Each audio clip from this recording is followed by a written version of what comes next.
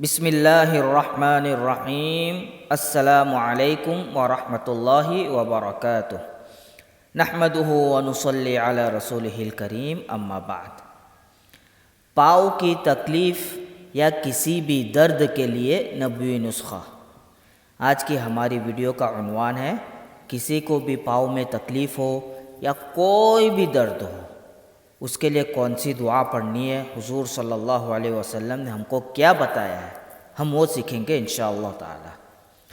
حضرت عثمان رضی اللہ عنہ فرماتے ہیں کہ حضور اکرم صلی اللہ علیہ وسلم نے ایک جماعت یمن بھیجی اور ان میں سے ایک صحابی کو ان کا امیر بنا دیا جن کی عمر سب سے کم تھی۔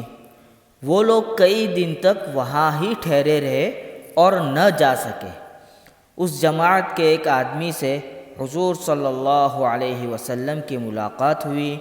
حضور صلی اللہ علیہ وسلم نے فرمایا، اے فلانے، تمہیں کیا ہوا؟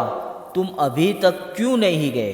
اس نے عرض کیا، یا رسول اللہ صلی اللہ علیہ وسلم، ہمارے امیر کے پاؤں میں تکلیف ہے۔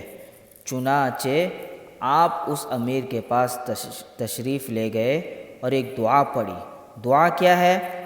بسم اللہ و باللہ اعوذ باللہ و قدرتہ من شر ما فیہا۔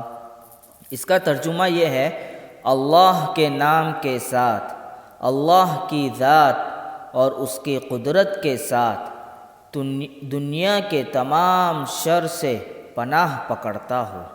7 مرتبہ پڑھ کر اس آدمی پر دم کیا، وہ آدمی اسی وقت ٹھیک ہو گیا۔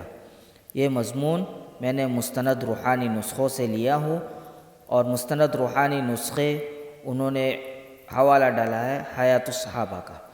فائدہ: کسی بھی قسم کی تکلیف میں مبتلا شخص پر، کوئی بھی تکلیف ہو، اس کے اندر مبتلا کوئی شخص ہے، چاہے پاؤں کی تکلیف ہو یا کوئی بھی تکلیف ہو، تو مذکورہ بالا دعا جو میں نے آپ کو بتائی، بسم اللہ و باللہ اعوذ باللہ و قدرتہ من شر ما فیہا، یہ دعا 7 مرتبہ پڑھنا ہے، لیکن اول اور آخر میں درود شریف پڑھنا ہے۔